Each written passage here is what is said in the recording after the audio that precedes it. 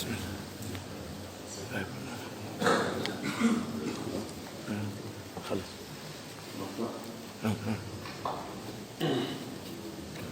الله الرحمن الرحيم. الحمد لله رب العالمين،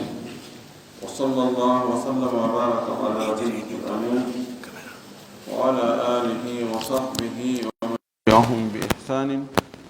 واستنى بسنتهم وسلك طريقهم إلى يوم الدين. اللهم لا علم لنا إلا ما علمتنا إنك أنت العليم الحكيم. اللهم علمنا ما ينفعنا وانفعنا بما علمتنا وزدنا علما. اللهم اجعل علمنا حجة لنا لا حجة علينا. رب اشرح لي صدري ويسر لي أمري واحلل عقدة من لساني في القادر في عمره مرة على الفور. فإن زال الرئب والجنون والصبا في الحج بعرفة وفي العمرة قبل طوافها صح فرضا، وفعلهما من الصبي والعبد نفلا. والقادر من أمكنه الركوب ووجد زادا وراحلة صالحين لمثله بعد قضاء الواجبات والنفقات الشرعية والحوائج الأصلية. يتي الله سبحانه وتعالى تدد ماوندو توودو سنيدو حندو يتede yentori yo juuli ene laara meɗen Muhammad sallallahu alayhi wa sallam o mo onuli e meɗen sabu yurmede.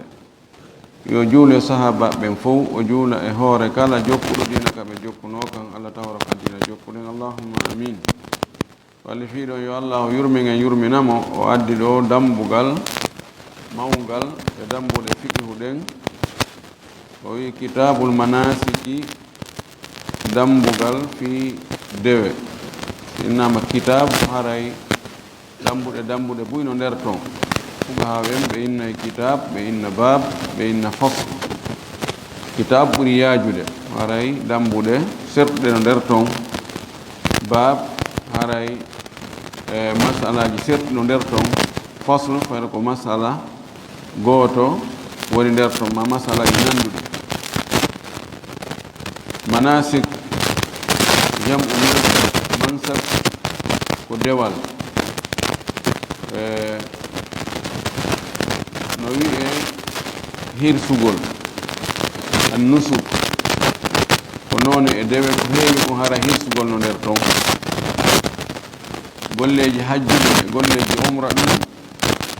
ɗin ɗo golleji fof ɗi wi'e manasik, wi'e nusuk. O addino dammugal ɗo o wi alhajju wal umratu wajibani. Fuɗɗori jantagol ñaawore nden taw ko waɗi neɗɗo ko sayi o andi taw ɗum ɗo so waɗugol ɗum ɗo ko honno woniri, ko farli ka, ko yiɗa ka, ko aña, ko heewi kon ko ɗum ɗon, e andugol ɓural ko woni e muɗum. Si on tigi waɗi ko ɗum puusata on tigi yo waɗu, ko noddata goɗɗo yo waɗu hunde, ko andugol ɗum ɗo so waɗali o hoccete, e andugol so waɗi ɗum ɗo o yoɓete. Hakkunde kulol e jorto ko ɗon wona tarhib wa tarhib, rerɗingol e hulɓingol, ko ɗum watta ha puusa neɗɗo on ta o waɗa e piiji e wonde o waɗa fangadam ma nder ko mari feere ko fof. Ko imma ko hulgol, so o waɗali ko heɓatama kon e leɗɗe, ma e rerɗugol ko tawata so o waɗi kon o heɓay nafoore nde. Jonnon ko heewi kon ɓe fuɗɗortaw ko addugol ñaawore nden, ɓe adda ɓure ɗen, ɓe adda hikma on. Noon si ɓe addoya arkanuji ɗin e shurutuji ɗin e kayfiya o. Hajju mum, alhajju ɗum ɗon yeddude ala hakkunde julɓe ɓen, wonde ko fardun wajibun lazimun muhattamun. Hajju ngun fopp no fottani julɓe ɓen fopp, wonde no farli si tawi shartiji ɗin ɗi timmi. ɗo yeddondiraka ko tugalal jowaɓal e tugale l'islamu ɗen وأنه حديث سلل لك صحيحين بني الإسلام على 5: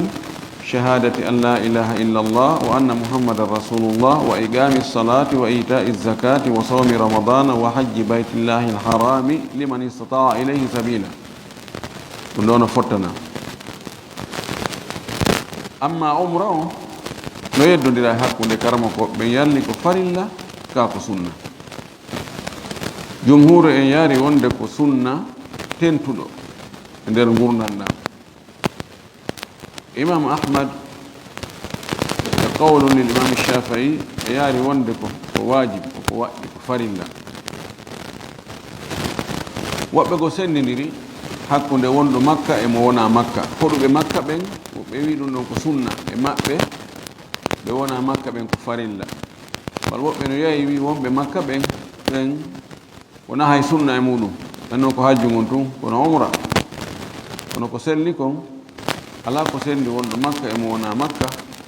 ka dalil ji. Sina hara en heɓu dalil ittintinɗo, en heɓari dalil ittintinɗo selluɗo o ittintinni yimɓe Makka ɓen e waɗugol umra o. Ko woni wonɗo Makka, yimɓe Makka ɓen so ɓe falama wadde umra ko ɓe yalta e haram on, ɓe yalta e hurum on, ɓe yaha adna hillin ka ɓuri ɓattade ɗon e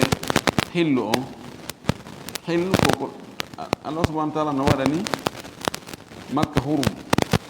ono taari ha huttiti. Min nder tumbere nder ɗo ko nder ɗo wiyete hurum Makka on. Woni ɗo no jogi ñaawore spécial, kullum waɗatake ɗo on.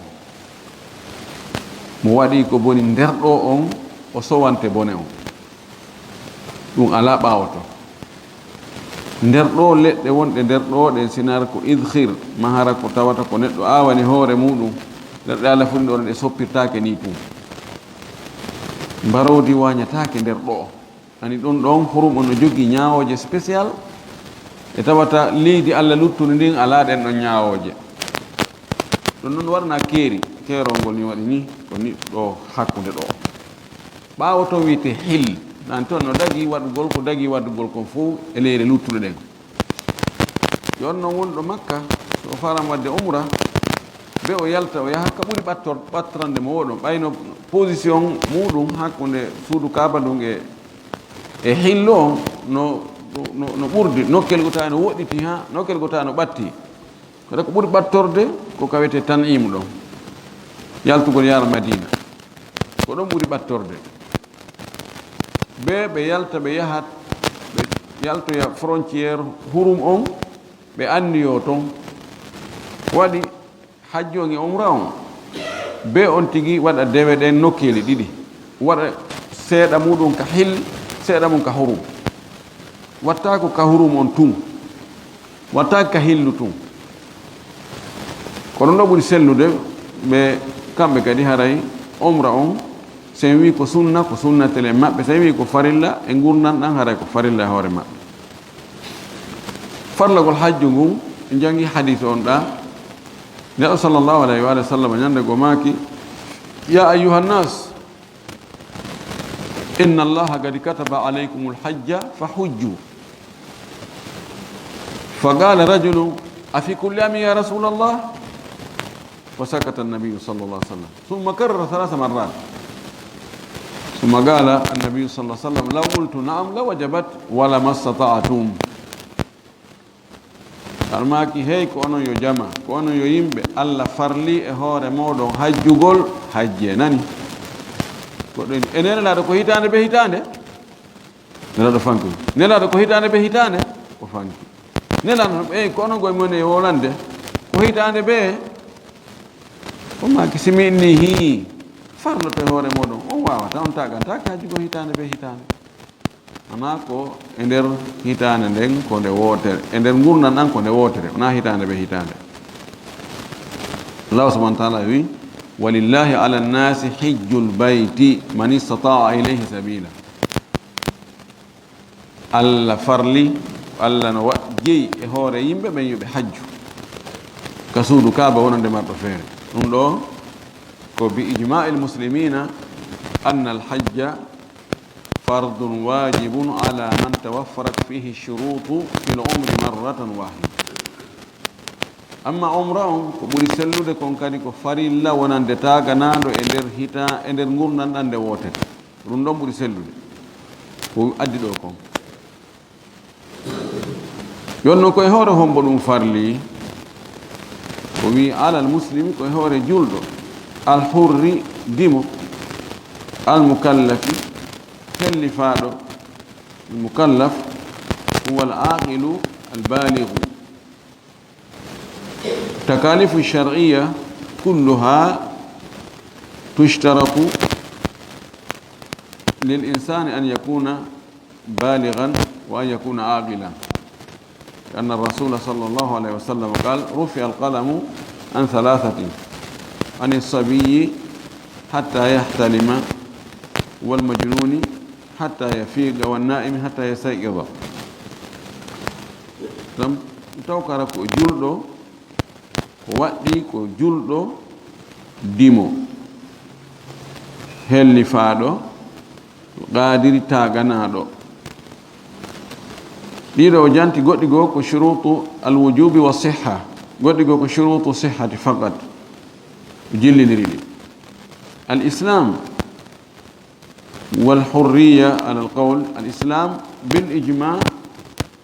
شرط للوجوب وشرط للصحة فلا يلزم الحج الكافر ولا يصح منه كتاي ندو ونا وجولدو هاray hajji fawakimo fes sellataka de makko so jokki joni hajjoɓe ngo waɗi ko hajjoɓe watta kon fof kono na o julɗo sellata few amma alhurriya ndimagu ngun yarlimo wona dimo so o forsi tun o yahani hoore makko o hajjoyi hara jeyɗo mo on newna few hajju ngun sellay saɓan ka waɗɗagol waɗɗakimo ɗum ɗon no fottana kono yalli so forsi o waɗi sellay woɓɓe ni sellay woɓɓe ni sellata yarli si tawi jeyɗo mo o newnanimo o hajjoyi haray ɗum ɗo yonanimo hajjul islam kaasi o rinɗoyi haray no waɗɗimo hajju wongu goo ɗo kadi no yeddodira hakkunde karama ko ɓen kono ko ɓuri sellude kon si tawi jeyɗo mo o newnanimo o yahi o hajjoyi fewndo ka o jeeya ɗon o rinɗoyi haray hajjul islam waɗɗaki mo hadis no ari wonde kala paykum hajju kum ka kum woni paykum ɗon so kum hellifama hara no waɗɗi kum hajju goo kala jiyaɗo hajjuɗo fewndo ka woni jiyaɗo ɗon si o hettoyi hoore makko o rinɗi hara no waɗɗimo hajju goɗɗo goo no yerdira sellugol hadis o simo sellima si o sella wala kullin kono ka waɗɗagol jiyaɗo on waɗɗaki mo madama mo jaɓi wonde ko jiyaɗo sabu haqqe Allah subhanahu wa ta'ala hajju ngo ko haqqe makko o gollal ngol jeyɗo mo on ko haqqe jeyɗo mo on Allah wi kam min mi accani canije o min imi muññike farla hoorema jok yangano jeyɗo ma on alqadi almukallaf wi hellifaɗo mo hellifaka ɗum woni paykum kanko si o hajji hajju mum sellay kono yonantamo hajju l'islamu on si tawi o hellifoyama yon ɗon hajjugol paykum kum paykum no mari limite hakkunde muɗum wawi honde ara ko paykum mumayis ɓen ko paykum kono mo senri piiji ɗi ani paykum ko duuɓi wona sappo e goho sappo e ɗiɗi e paykum ko wona duuɓi tati duuɓi nayyi duuɓi joyi na goto oɗa anda e hunde goobo oɗa o andi joni mo andi pewɗo ko hajju wona mo andi ko suudu kaaba ɗum ni ene yaha ko baba yahi safa e marwa baba konde yahata en arafa mo andi mumayis ɓe ɓeyna almumayis mo wawi kadi waɗande hoore makko piiji ɗi mo wawi tardade e mawɓe makko ɓen tawaf ɓen makko jogomo ka jongo ɓe yaha ɓe yahda safa e marwa hay bugagol ɓe wawi yahde ɗo bugo masalan oɗa ko wona ɗo e bambede ma towe wawata waɗande hoore mum anda e fus anda ko na gerede nan wiido yimɓe no jinɗa si weelama wulla si tawi ko mumayis annduɗo piiji ɗin si hefti ko anniyeteɗon koye waliyu makko yeetomo awa anniyo fi hajju mum nani ina awa baba honɗum inata labbayk allahumma hajjan labbayk allahumma hajjan oɗon mo anndi hewti ka wanga ko kadi ko wadde koyo tindine kanko ka hewti wo ko wi awa ko hunde ka ɗon ene wadde ɗon ina awa amma oɗa mo annda e hunde on ɗon ko mawɓe makko ɓe woni mo anniyanade waliyuhu yanwi niyabatan anhu fil hajji wal umra wa kadhalika niyati tawaf was-sa'i sabu anda jono on ɗon bobo ka tawaf was-sa'i joni ko wona ɗo e bambede ma towe wangode ma yaade safa e marwa yarni si tawi ɓe makko towimo anni ke miɗo wangade min e o bobo ɗo ɓe yeehi laawi jeɗɗi par ce que ɗon ɗon gaynanayiɓe kamɓe ɗi ɗo noon ndi joni kanko ko yo wangano hoore makko o wangano kadi bobon e bobon kañum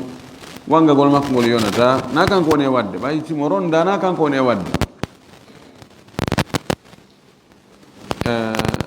yarli haray ɗum ɗon no yona ka malikankoɓe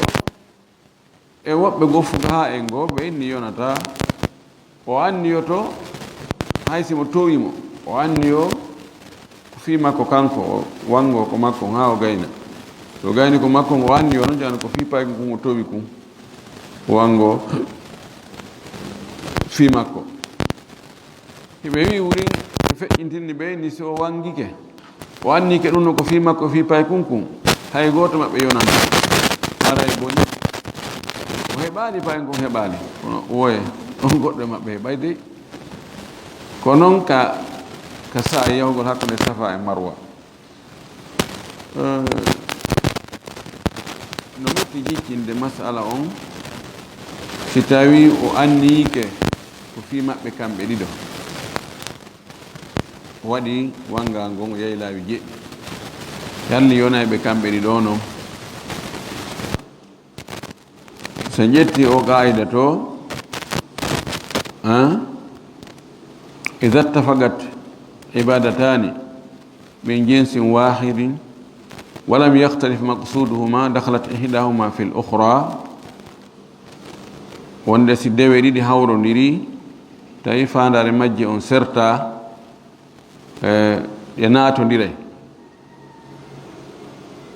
on qaida ɗo yarli himo wawi natude ɗo woɓɓe ni mo wawi natude ɗo woɓɓe ni o woye wonata ko sayi ko an golle ma an tun sa ari joni heno tahiyatul masjidi on e rakatul fajiri on ko an foti woni ko an woni e wadde kanjiri ɗino sa waɗi ɗum darɗe ɗiɗi a anni ko kanji ɗiɗi yoni fof ɗi jogodiri ɗon kono ɗa ko goɗɗo e goɗɗo kabe mo ɓe duwa wadde feere ɗum ɗon gooto tun so o waɗi ko dewe goote goy kon ɗe natodirta ko waɗi mo be compte bancaire mum ko feere kanko mako on ko to naɓirte oɗa kadi ko to naɓirte woɓɓe ɗum no gaynata wala kullin tarjihi on no metti fi moƴƴi si newike ka o waɗana joɗɗina bobon taw kanko tarana hoore makko ha o gayna o ƴetta bobon noon o anni on ɗo ko fi bobon o taranomo hare ko ɗum ɗon woni yaltugol e luural ngal kono si tawi o annike kanji ɗi ɗino ɓe yaadi ɓay himo rondi bobon o anni anike mo awa gol kanko kadi himo tarade kono wasi o rondimo o yaadi e muɗum ko feeñanimi kon ko wonde hare no yonanamo na be o waɗanamo be feere ko waɗi fewndo wano on tawaful ifada en wangagol ɗon no wiye on tigi wango ha o gayno o yilto kadi o arta kadi o wango fi hara ɓittenane muɗum ko waɗi sattenane mum moƴƴino on tumati hara ɓijo no woodi o wi alqadir hattan ɗo on alqudra القدرة المالية والقدرة البدنية. قد يكون الشخص قادرا بدنيا عاجزا ماليا، وقد يكون قادرا ماليا عاجزا بدنيا، وقد يكون عاجزا بدنيا وماليا، وقد يكون قادرا بهما. من كان قادرا بهما وجب عليه الحج، من كان عاجزا عنهما سقط عنه الحج. من كان قادرا بماله دون بدنه وجب عليه أن ينيب غيره ليحج عنه. ومن كان قادرا ببدنه دون ماله إن كان يستطيع الوصول إلى مكة وجب عليه أن يؤديه. يوني واو غونغول تاغاني غونغول no wawi hara himo tagana ka jawdi wo ka ɓandu makko wo himo selli himo mari jawdi ndi, mo wawi wadde golle hajjuɗen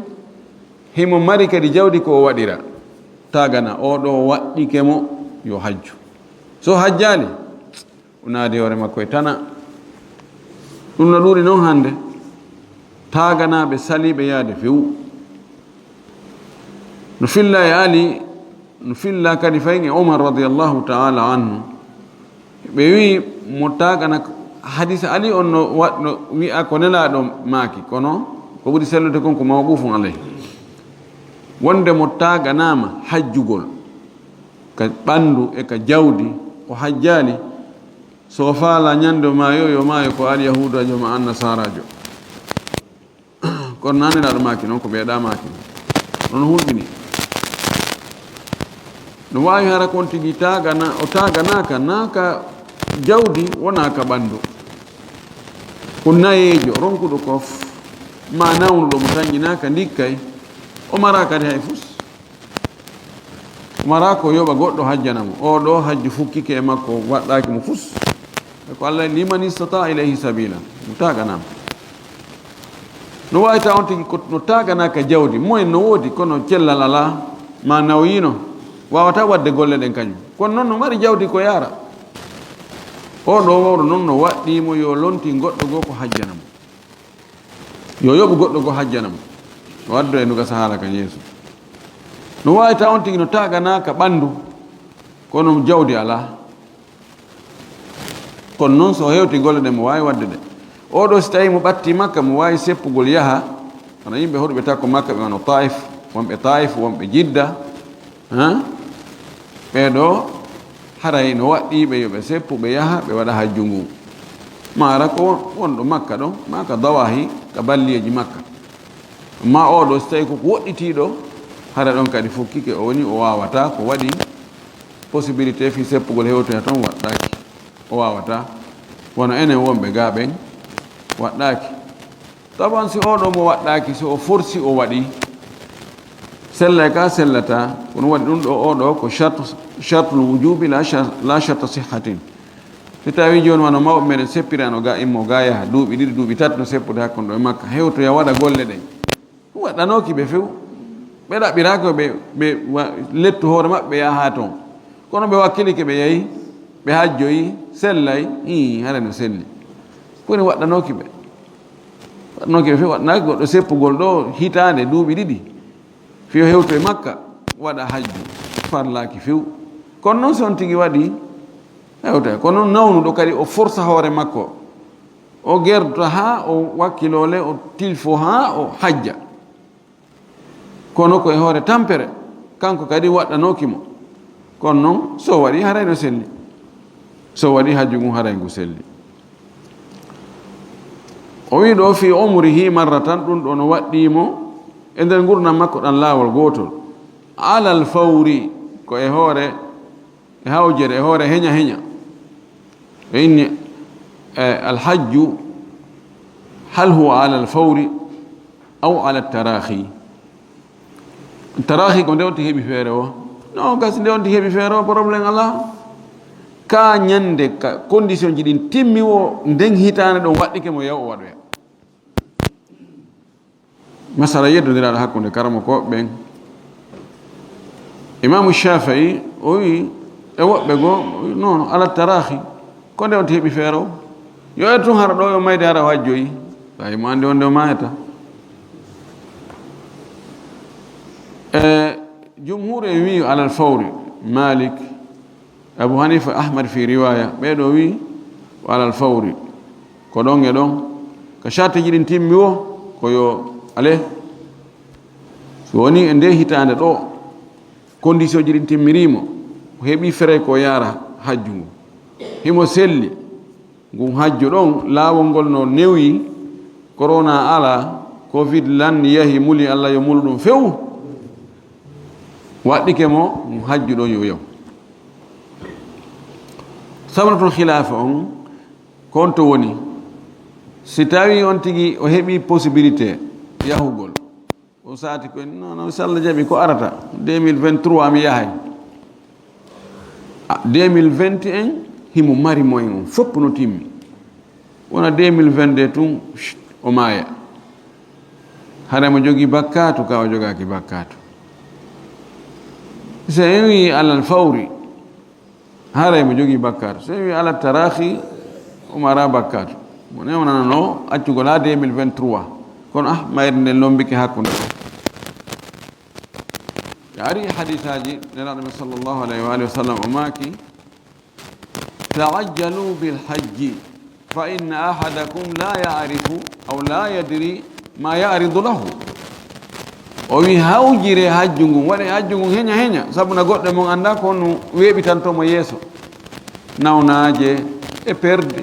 e ɗum ɗo en anda ko arta yeeso ko yontigi hawju hadis o cheikh albani maki ko hasan imamu shafai naɓirimo tarhibu ko rerɗingol ko sunna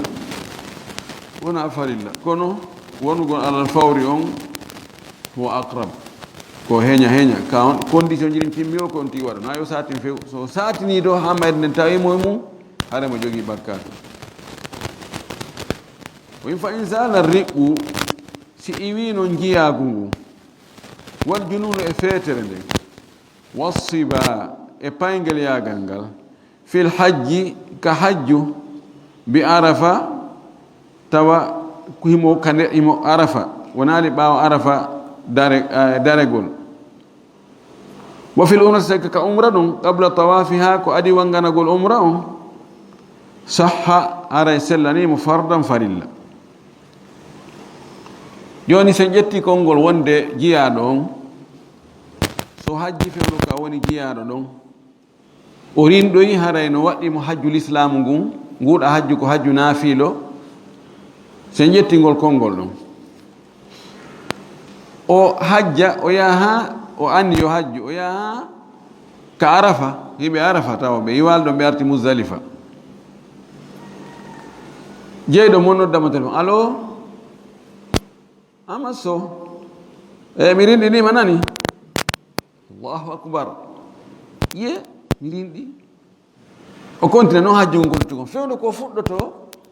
ko arno o waɗi tawaful gudumi o yahi ɗon safa e marwa o yahi o waalo e mina ñande jeetati ñande jeenayi o yahi arafa ɗum ɗo fof tawi ko o yettesojo ko jeyaɗo joni noon ɓorde arafa ɗon ka arafa ɗon hande kadi o yii ɗon ari musdalifa joni o woni dimo o aro e mina o bogii jamaraje ɗen ɗen balɗe ɗon tatino o yahi o waɗi tawaful ifada ɗum ɗo fof ko o dimo o wi ɗo hajju makko ngun ɗon yoni ngu wonti hajju farilla hande kadi wiyatake yo arto e hajju wongugo amma si tawi o ko ɓaawo arafa ko musdalifa koɓe hewti musdalifa bimbi o noddi mo ene awa ama so haray arinɗi nani ye alhamdulillahi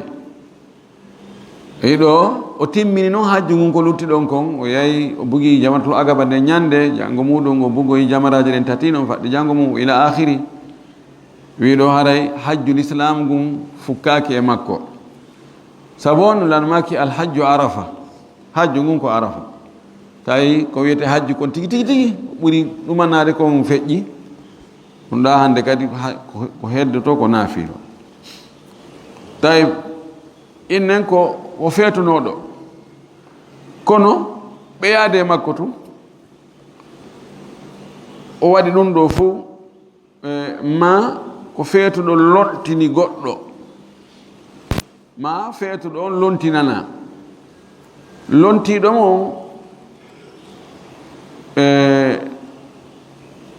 fewnu ko ado o arafa iwede kanko ga o ndikki ɗoma ɗon ɗo ko be hara o yahu ko kanko wonno e hajjude ko feetuɗo mo hajjude kono o ndikki e feetere nden ado iwede arafa o continue noon ko lutti kon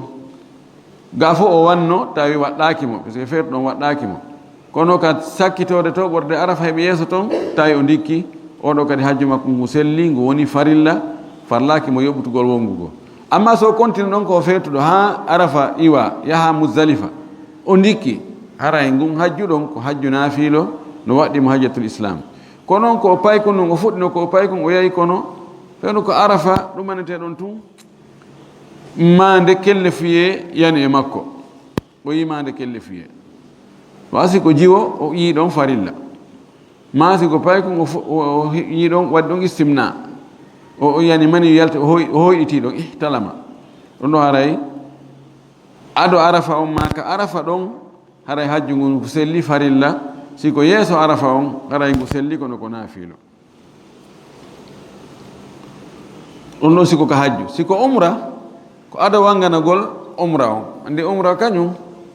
tugale mum ɗen ko harmingol ngol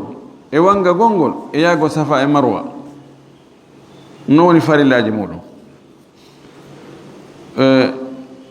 joni noon si onti o harminani umra on tawi himo yiɗi alhaaliji ɗo tati wiyaɗi kono ɗo e hewtode fuɗɗo wangagol ngol tun iwi o wangi o yahi safa e marwa o fembi haray umra o selli yoni umra na naafilo si e wi ko farilla umra ko farilla haray umra on yani farilla si ko ɓaawa o gaynugol wangagol ngol aɗo yaago safa e marwa ɗi gantoji ɗo iwi nam haray selli umra on kono noon ko naafilo yo naali farilla si tawino ko e hakkunde wangagol ngol taban si ko aɗo fuɗɗagol wangagol ngol koko wiɗen kon haray o wangike kono ko ɓaawo changement on waɗi ɗon haray yonanimo farilla si o wangike ha o gayni fes non changement on waɗi ɗon haray ko sunna ende hakkunde wanga o wangi jonon laabi tati tum o noddamo e nama amma so awa arin ɗi nani iyo meɗen wangade on to wonɗo meɗen wangade suudu kaaba min heeɓi laawi tati luttani men laawinayi petti awa arin ɗi nani allahu akbar o continue noon laawinayi luttuɗi ɗi o yaha safa e marwa o fembo est ce que noon ko yanata ɗon ko farilla ka ko naafe ɗo ko mahallu khilaf no yeddodira yalli ko tuma wangagu ko tuma gasi fes si konte kasi on tigi fuɗɗike haray lan boni selli kon si tawi on tigi waɗali ko ɓuri ɗuɗude kon kontete haray ko farilla so waɗi ko ɓuri ɗuɗude kon hukmu il ghalibi wannadiru la hukuma lahu ƴette haray ko naafe haray wonata yanata farilla wa fi'luhuma waɗugol majji kanji ɗiɗi min assabiy e morde e paykum wal abdi e jiyaɗo naflan ko wonta ko naafiilo waɗugol hajju on ma umra on siko paykum waɗi ko wonantamo ko naafiilo siko jiyaɗo waɗi kadi ko wonantamo ko naafiilo si tawi paykum helli fo yama no waɗɗimo haray o hajjugol hajjul islam si jiyaɗo on kadi o wono yette barijo haray yette sojo woni yette barijo haray no waɗɗimo hajjugol hajjul islam on ɗum ɗa wonamo naafiilo wal qadiru taganaɗo on te istitaga hattanaɗo on marɗo feere on ko homboni on o wiman amkanahu rukubu ko wawuɗo waɗɗagol mo newani ɗum waɗɗagol ngol ta waɗɗagol ngol no newi mo wawi waɗɗade wa wajada zadan wara hilatan o heɓi jooɓa e mbaɗɗateri salihain limislihi tawa kanji ɗiɗi hiɗi moƴƴani yeru makko ani on jooɓa ɗo no gasa jooɓa gasanowoma on e gasanoɗa on na gotum jooɓa ko alaji sali seele ko yoɓoto kon emin komi yoɓoto kon ka hajju ko gotum no gasanammi min tawa gasantaɓe komi waɗɗoto komi waɗɗoto ko ngo goto o gasa min babba to miɗo wawi waɗɗade babba si ko moto miɗo wawi waɗɗade moto ɗo wurɗo mi yaha ɗo hay siko yontere ɗiɗi on kamɓe o siko be wittiwal masana ko ɗo wini saare hayni limisiri tawa ndin mbaɗɗatirɗi on jooɓa ɗon no gasana yeru makko tawa himo wawi kadi joɗagol kam mbaɗɗatiri ɗum ɗon ko ba'da qada'il wajibati ko ɓaawo yoɓugol waɗɗiɗi ɗin simo ñawli no hara o regli ñamalɗen o yoɓi ñamalɗen fuu won nafagati shar'iyati e nafagaji sharia ɗi waɗi ɗin ko accana ɓe ngure nden si tawi makko e ɓen makko ɓen kadi ko miskinɓe ɓe ala ko ɓe ñama fes dépense ɓen ɗon on kala dépense mo sharia on farli yo dépense on tigi si mari daabeji ne'eteɗi ko ɗin ɗon ñamminte kon gooƴi ɗo e artude e ɓiɓɓe makko ɓen e ɓeygu makko e yum makko e ɓen makko e golloɓe makko ɓen ɓe taw kala mo sharia on farli yo dépense mo tawa dépense ɓeɗo on tawa ɗum ɗon ittama wallinama ñamare ɗen yoɓama wal hawaiji l asliyati e haajuji lasliyankoji ɗin ko gurda gasa ɓama kon coñci ko ɓornoy to kon ɗum ɗon fof ko ɗuma ɗum ɗon fof watte tasfiya itte ha gayne noon tawa ko lutti ɗon kon no wawi sodande mo mbaɗɗateri ma sodangol mo biye ko yara o heɓa kadi jooɓa ko ñamoya toon ha tuma o arti ko ɗo ha o wiyete o woni taganaɗo kono o heɓi ko sodiri biye e ko o yooɓo o ñamoya fere ko ñamoyta toon kon fof ha o hewta ɗo ɗum ɗon no woodi kono si ittama ɗon dépense ko accanta ɓeygol nden kon ko luttoy kon ara yonata oɗo ara gayre mustati oɗo taganaka wona wi ko joni an deɓiranaga hoore man ɓay mi heeɓi ɗo komi hajjiro e haray so Allah jaaɓi min ɗon fuutatako mi yahay acciro men ɗo hoɗum modi on ɗum andata ɗum gasata tawi mo ñawli wano wiyen 5 millions hajju ngun ko 42 millions o heeɓi 42 o heeɓi 50 millions 142 millions yona ko soda biye o yawi million so sensi ɗum ɗo yona ko ñamoya makka toon ha o arta kono mo ñawɗi 5 millions so itti on 5 millions ɗon luttayɗi ɗin yonantama ko soda biye luttanama ko ñamoya toon yoni konno ko wi mo ñawli on no mi min ko makka mone yaade ñamande ko yeeso yahi yoɓan mi heeɓi occasion yagol makko mi yahi makka taw mi arti mi heɓoyi feere on tuma arti mi yoɓete o woye o yoɓa ñamanden taw so yoɓi ñamanden tawi ko lutti ɗon ko yonantama ko o yaara gayru mustati idan na o taganaɗo ɗum ɗo si tawi ñamanden délai mayre on hewti ma délai on hewtay hara himo ka hajju hara o artali ɗum ɗon no fottana si tawi noon délai on ko ɓaawo hajju ngo innen ɓe hajjanko ɓen ɓe artay wona ɗon wa lewru noon si délai ka ɓe haldino fi ñamande nden ɗon hewta ɗum kadi haray nayo yahu nayo yahu si tawi himo andi si o artoyi o wawata heɓoyde ɗin ɗon e délai on hewtude si tawi noon himo felliti ma ɓatti fellutugol so arti o heɓay ɗin ɗon ko yoɓiramo ɗin ɗon on 5 millions ɗon ɗo e délai on hewtude haray mone on na yahugol yalli haray ko be o waynomo ka himo wawi yahugol tun kaari yahile andole ɗo no woodi ko woni hakkude amen kono no hewtali noon haray hajjankoɓen arta ɗo wona lewru ani ko mois de novembre ko e septembre ɓe artata kono ko e novembre ɓen haalde o yoɓaylan ɗo gasa wonno haray ɗumannaki ko selli kon o newnanaka yahugol sina o wayno o ya o newnanamo ko waɗi no wawi o mayoya kala no wawi avion on unoyo toon no wawi ɓe yaaɓoyamo toon ɓe ɓiƴamo toon ha o maaya hani huwa arrada mala gayrihi litalafi woɓɓe no oye no anda ñamande kala ka ñawluɗa goɗɗo ɓay a reena o reena lajal makko ngal ko jelu lutti fof ko risque goto hayso ko kasare ga no wawi ñawla on tigi o yaha ɗo ƴetta ɗo to yaha o ƴetta moto ɗo to tappoyamo ɗo nan kaari maayi o maayi allahu akbar Allahu akbar on wonde ko mo jogani mi ha saba gani o maydi e majji taw wonde woɓɓe yurmina ɗo nawna mayele tawna yurmingol mayi ɗon ɗo ko ande ko heɓi kon woɓɓe go haray mo ñawli on tigi hay seedeɓe ala awa haray mo maapi ha ɓe wi hay ɗum hay ka saare haray ɗum o riski no woodi ɗum haɗata o yaha naabe o waynomo ala kullin ko ɓuri hanude konko yo wayno kono si o waynaki o yahi haji makko mum haray no selli o wi wa in ajazahu kibarun si tawi ronkinimo hajjugol ngol nayewu aw maradum ma nawnare la yurja bur'uhu tañƴinaka ndikkugol nden nawnare ɗon haray ko honɗum lazimahu an yuqima man yahujju haray waɗɗike mo yo darnu goɗɗo goo mo no hajjanamo wa ya'tamiru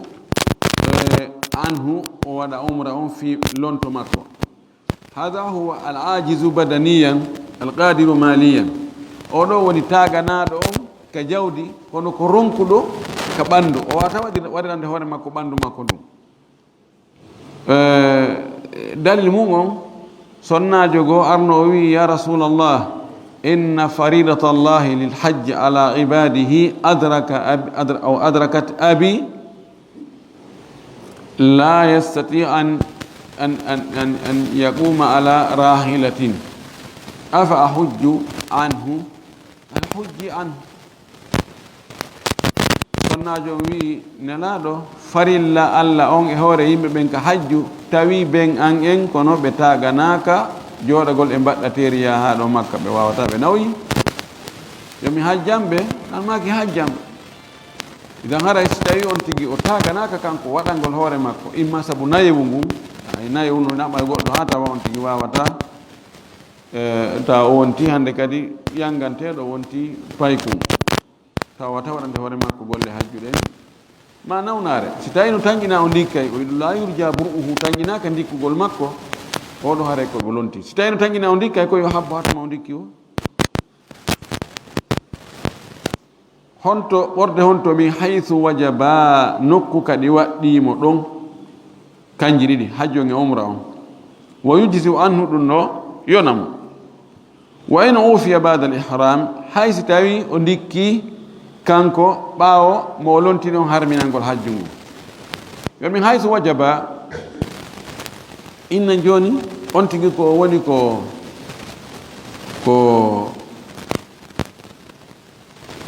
woni ko Sudan ma Égypte haray ko o lontingol ngol ko ɓorde ɗon heɓi Makka waɗɗaki mara lontingol ittugol goɗɗo Guinée ga par ce que joni fere iwgol Sudan ma iwgol Égypte yaha Makka fi hajjugol ko ɗum ɓuri fandude e di iwgol lagine ɗo joni haray ko mo lontinta on si o heɓi lontinteɗo ɓorde ka o woni ɗon heɓi Makka o heɓi ɗon lontinteɗo haray waɗɗike mo yo lontin so o heɓa ɗon fesi lontinteɗo tawa o heɓi lontinteɗo ko ittu iwgol lagine ga yalle ara no waɗɗimo o yaray waɗɗaki mo so wi joni iwgol Sudan yaha ɗon ɗum ko haray ko masalan ko $1000 kono iwgol lagine ga ko $3000 e misal o heɓal noon to fop mo lontina kono o heɓi lagine ga waɗɗaki mo ko waɗi waɗɗagol ngol wona ɓorde lagine ga waɗɗimo ko ɓorde ka woni ɗon heɓi Makka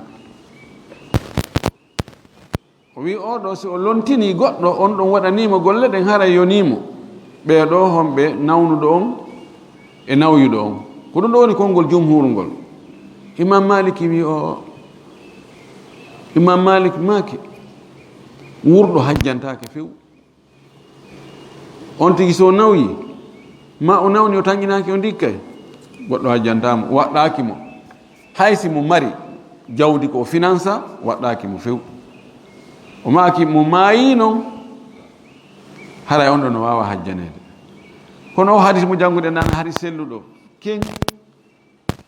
sonnajo o wi nelaɗo farilla hajju ngun taw ɓen an en ɓe nawyi ɓe wawata joɗade hoore mbaɗɗateri yomi hajjam ɓe nanmaki hajjamɓe ɗum ɗon yoni e subruma ka o wiyamino labbayka allahumma an subruma mi notanike ma Allah hajju fi shuburma narma ko woni shuburma o inni ko akhi ko siddo an on umaki hajjta li nafsika hala wala hujja li nafsika thumma hujja li akhika shuburma ولم يستفصل أهو حي أو ميت narma ki hajjani horema o inni mi hajjana horanta o inni hajjan horema non si hajjana shubruma o landaki shubruma ko wurdo ka ko maydo tarkul istifsal في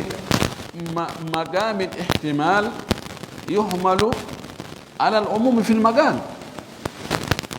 يعني أتقول لندا قول ديتاي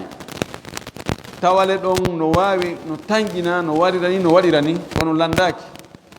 ɗum ɗon ƴettete wonde no waɗiri o no waɗiri haray ko ñawore wotere almim ɗon imam malik yo Allah yurmin en yurminamo ɗon haray konngol makko ngol ɗon wona ƴettetengol sella si tawi wurɗo on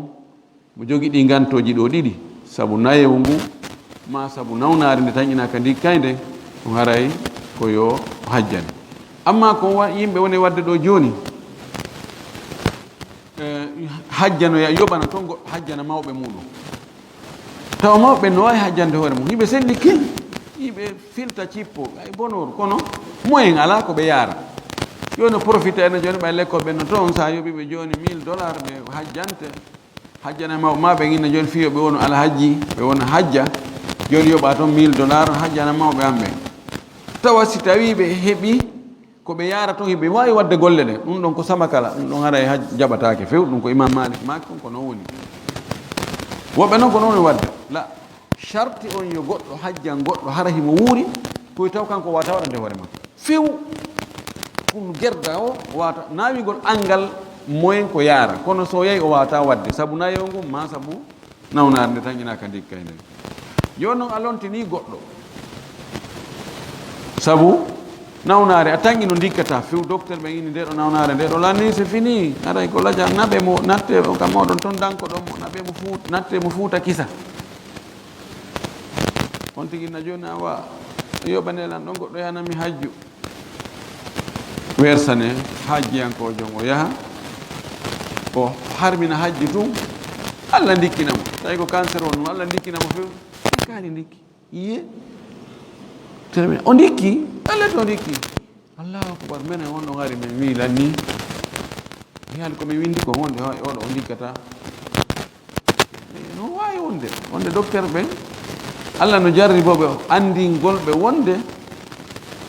ko ɓe andi gon ko goɗɗum kono naafoɓe andi ya ha ɓe wiya oɗo dikkata few Allah dikkinamo fes kono oyamo o lontini on ɗon o harminani hajju ngu joni wiya o noddumo alo joni acciro yande mi dikki yo kon ɗum hatta hajju ngu sella jonani won farilla on iwi ko waɗi fewndo ko oya anniyoto hari on tomati charte ji ɗi fof no timmi haray imo newnana wa yushtaratu li wujubihi ala almar'ati wujudu mahramiha wono shartina noon fi hajju ngun waɗɗagol sonnajo on heɓugol woodegol mahram makko on hombo woni mahram makko on wa huwa zawjuha ɗum ko moodi makko aw man tahrumu alayhi ala ta'bidi mamo on sonnajo harmi e hoore mum ka resugol hara ko ha pooma kadi harmugol ngol imma ko harmiri e makko resugol mo binasabin ko sabu enɗan ɗan ko sabu asko on ko nene goto makko bandirawo makko ma ko yaaye makko ma ko nene makko to soko ma ko yumma makko ma ko ɓiɗɗo makko debbo ma ko yumma makko mawɗo ma ko ɓiɗɗo bandirawo makko ma ko ɓiɗɗo koto makko ɓen ɗon ɓe anduɗen no harmiri sabu asko gasata o ƴettamo ha pooma aw bi sababin mubahi mara ko sabu dagiɗo imma ko sabu esirayagal ma ko sabu muynidal ɓeɗo woni mahram sonnajo nam no woodi ɓe sonnajo on harmi hoore mum kono harmugol ngol no haɓɓa mari limite ko sabu iway misal nene goto ɓeygu on tigi nene goto ɓeygu ma jiwo bandirawo ɓeygu ma daganakima kono noon ko fanni e wonde oɗa yaaye makko men nene makko to soko men o wongol taw ko ɓeygu goɗɗo men ko fannen ko ɓeygu goɗɗo kono no ɓeɗo ko tahrimul muaqqat tawi harmugol ngol ko limitagol tawa ñande ko ina wawi mo ƴettude on ɗo naama haram makko few ɗo yimɓe buyi no falja ɗo telen wona sonnaɓe buumiɓe ɓen ɓe buumitanoɓe ɓe hana buumitanade imma enen aada men on no yaari jombere gasta hakkude ɓen ɗon masalan hakkude ma e ɓeygu kawma ma ɓeygu bappa ma ma sonnajo mo wi'owo moodi muɗum bappa ma kaawu ɓeɗo ko heewi kon sonnaɓe mbumanta ko ɓeɗo ɓen o gasta enen aada men o yara goɗɗo ƴetta ɓeygu kaw mum kaw makko maayi accima acciti ko noon bappa muɗum kono no dagi oɗo nama haram few ma hara horma on ko mo aqqata no wiɗen noon yani keynam ma horma on wona ha pooma o fanni a jogui jaja makko maɗa jogui miñam makko si on serti ma o maayi iɗa wawi jombude oɗa idan on ɗon nama haram joni sonnajo on ɗo fiyo hajju ngu waɗɗomo e ngol konngol ɗo ɗum woni madhab imam ahmad wa abi hanifa wa sufyan athawri wa akharun ɓe wi kamɓe ɗo yo hajju waɗɗo sonnajo ko be o heɓa mahram ko o yaada mahram imma kanko e moodi makko ma kanko e goɗɗo goo mo o gassamo ƴettude aduna si ɗum heɓaki hay so heeɓi jawdi moyen no o yaara hay si tawi himo selli ɓe wi kono kamɓe ko ɗiɗo sartiji tati sarti o manki hara e waɗɗaki imam malik jidda o yaa kanko tu o ɗuwana hoore makko hôtel to mo ɗumanno tari amin joni laawol ngol no holni probléme ala tañƴinaka goɗɗo viyolaymo ka laawol ka avion ma ka hôtel ka o weeri ɗon ma e nder hajju ngu ɓeeɗo wi haray waɗɗike mo hajjugol ɓeeɗa wi ɓe dagaki o yahugol kanko tun dalil maɓɓe on ko maako nelaɗo sallllahu alayhi wa sallam maaki hadis selluɗo o maaki la tusafiru lmar'atu o wi la yahluwanna rajulum bi imra'atin illa wa ma'aha dhu mahramiha alhamdulillah yahdikum llahu waslimu barak wala tusafiru lmar'atu illa wa ma'aha dhu mahramiha faqama rajulun faqala ya rasul allah inna imra'ati kharajat hajjatan wa ana kutibtu fi ghazwati kadha wa kadha faqala rasulullah sallallahu alaihi wasallam intaliq fahujja ma'a imra'atika aɗa maki wota gorko weddodu e sonnajo tun dey hara ɓe wonda e dow mahram sonnajo allahu akbar o zamanu ɗo pellete ko laɗa makir ɗum kon ɗum asik kayi mo andi ko watta kon fewno ɗo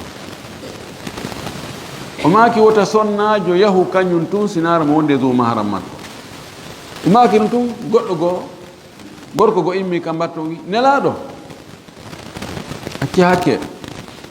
sonnajo an o yaltimo yaade fewno mo ka lawol mo yaade hajju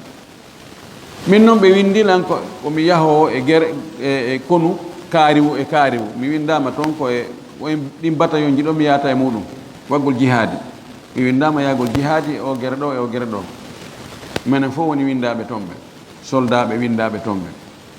laɗo maki départ yahu kisan ya hajjida e ɓeygu ma o yiltimo yahugol jihadi fi yo yaadu e ɓeygu makko ka hajju ɓe wi jihadi on hayso ko fardu kifaya kono anda ɓural wongal e mungal no ɗuuɗi si tawi no hara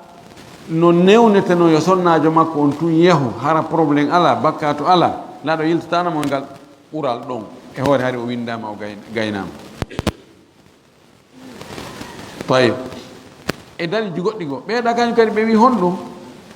ɓe wi nam si wiyama nelaɗo ko makante sonnajo kañum tun yahan feere ko ɓayno anda sonnajo so weddiki kanko tun kara o ronko tawde victime yimɓe bandiɓe o wi seɓɓe wi seede muɗum nelaɗo ma kalno sahabajo goo har ra'ayta al hira ɗa andi nokku no wiye hira nden saare ya andi nde o inni o mi nani ndemayde kono mi andade o wi si Allah pooɗi balɗe maɗen ñande goo a yi sonnajo tun no ƴawi e hoore ngeloba muɗum no iwa hira ton ɗum ko ɗeɗi cami ɗin iwa ton ara ha wango ka suudu kaaba ɗo hara wula ewde sonnajo on tun o wi ayi o wi mana mum ko o hollimo ɗon ko mande wonde l'islamu on hewtoyayi nokkel ɗin fof hara hoolare no woodi goɗɗo violata debbo ni tun ha sonnajo tawa immoto kañum tun e nden saare ƴawa e hoore ngeɗoba muɗum ken tun ha yewta ka suudu kaaba wango suudu kaaba kañum tun o wi ɗo o wi kanko tun o wi mana jakka ko o hul ko o wiri yo sonnajo on tun kañum tun wota yahu ko hulgol wota goɗɗum yiyana e hoore makko alhukmu yaduru ma illati wujudan wa adaman ñaworde nde yaaday e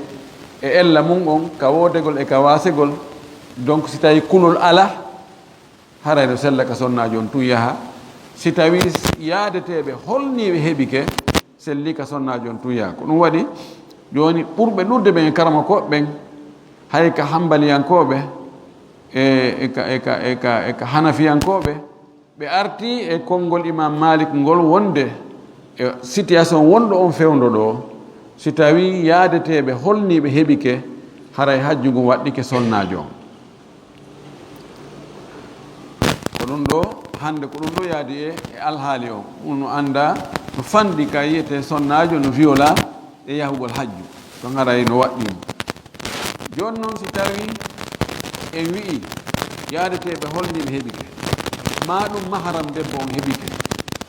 est ce que haray ko be moodi makko newna yo yaw ko ɓuri sellude ko naabe e moodi makko newna hayso moodi makko wimi wakkilaki hajjatul islami on debbo yahay waɗi si tawi joni moodi makko inni wakkilaki yo juulu mi wiyana yo juulu la taata li makhluqin fi masiyati lkhaliqi ɓay si tawi o heeɓi maharam sen ƴetti ka maharam ɗo ma rufgal amina rufgal amina siko ɗon ƴettuɗen o heeɓi moyen jiɗin fof hajju ngu waɗɗike woni farilla fardo ayn moodi makko nayo tongamo fes so moodi makko salike haray o yahay wa in mata man lazimahu ukhrija min tarikatihi o wi si tawi maayi on mo ɗiɗo ɗiɗi waɗɗi ɗum hajju on e umra on ko adi ɓe o wadde ɗi haray ko ɗi waɗirte ko yaltinte ka jawdi makko taw sirone noon mana neɗɗo o heeɓi moyen no o hajjiroya kono o hajjali o maayi noon imo acci jawdi tawi e ndin jawdi makko no wawi itta ɗon e nder tataɓal ngal itte ɗon ko goɗɗo hajjiranamo haray ko yo itte ɗon goɗɗo go hajjanamo wona yo ɗum ronke waɗede sende tun woɓɓe no o woyi karama goɓe go min noon ɓay o hajjano ha fewno makko ha o maayi joni jawdi ndin iwi wonde jawdi makko wonti jawdi ronoɓe ɓen ko si ɓe faala si ɓe faalaka haala ala toon ko hayno o hajjoya namara ko ɓuri sellude kon ko wiɗo kon ittete e jawdi makko ndin taho ka tataɓal itte ɗon mbiyete ko hajjirane ma ko waɗirane umra on tumata noon ko lutti kon sende en torki Allah yo Allah faami e dina kam faamu selluɗo arsi ken kadi gollitirgol jamane ko golɗen kon wa akhiru dawana alhamdulillah rabbil alamin wa sallallahu wa sallam wa baraka ala nabiyyihi al amin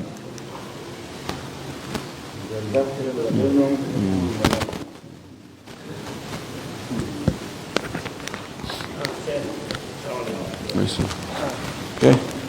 Nyalli. Paling galawon.